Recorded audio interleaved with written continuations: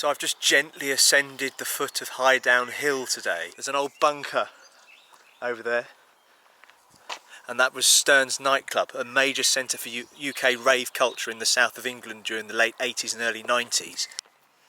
There's the old entrance to Stern's. It had 4 separate rooms, which was quite rare at the time. Stern's had such a good reputation that it was occasionally credited by artists of the time on their record sleeves, and was well known and respected across the UK and Europe. DJs and acts known to have played the venue at the time include Moby, Carl Cox, Groove Rider, The Prodigy and Sasha, to name but a few. And it's all underneath here. And to the left, just north of the Highdown pub, is the fabulous Highdown Gardens. Of course closed at the moment too. Highdown Gardens created by Sir Frederick Stern, cultivator of many wonderful flowers. Absolutely worth a visit when we're allowed in there again. Now let's ascend further up Highdown Hill. Eventually we'll reach the peak.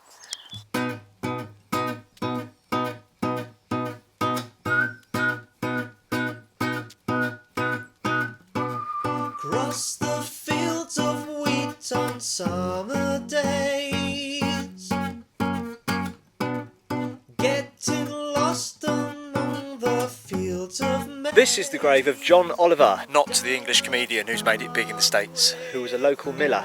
It's said that he was involved in smuggling and used the sails of a long demolished local windmill to signal when excise officers were not around. John Oliver built his own tomb and kept his coffin under his bed, and although generally thought to be of sound mind and just eccentric, some people believe John built his tomb to hide his contraband and that of other smugglers in. He died in 1793, aged 84, and was of course laid to rest here. Just a simple, innocent walk, with a pickaxe and a pitchfork. And right next to John Oliver's grave we have a rather charming tree stump that's been carved into a chair for a very large person. It ain't very comfortable either. It was reported in local press that John Oliver's extraordinary funeral attracted over 2,000 curious members of the public. Despite the solemnity of the occasion, rioting broke out amongst onlookers.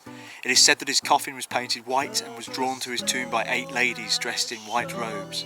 One of them, Anne Street, then read a sermon at the funeral.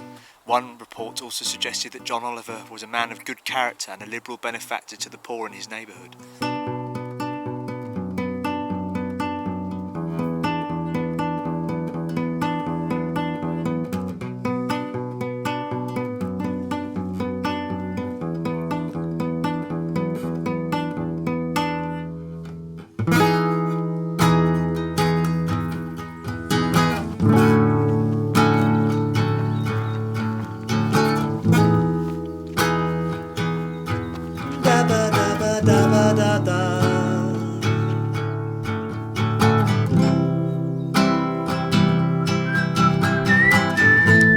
Now at the very peak of Highdown Hill.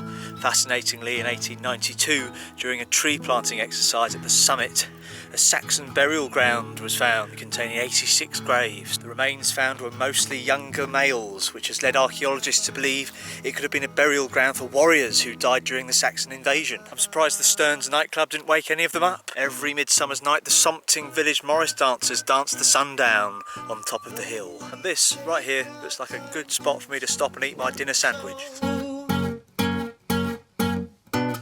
Where the circles come from, we don't know. Folks say they know not what did pass. Here's Highdown Hill Trigger Point.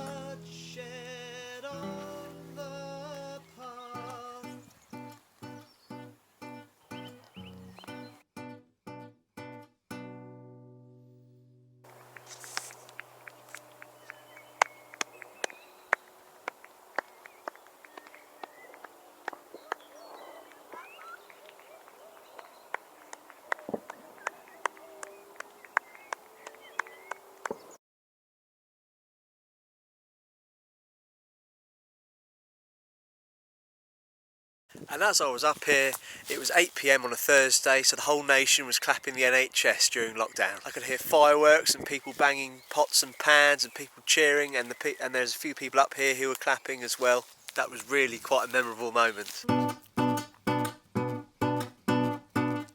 Twixt the willows and the oaks at night, cockerel crowing in the morning light, just a simple innocent walk, with a pickaxe and a pig. I'm heading home now. Night, John.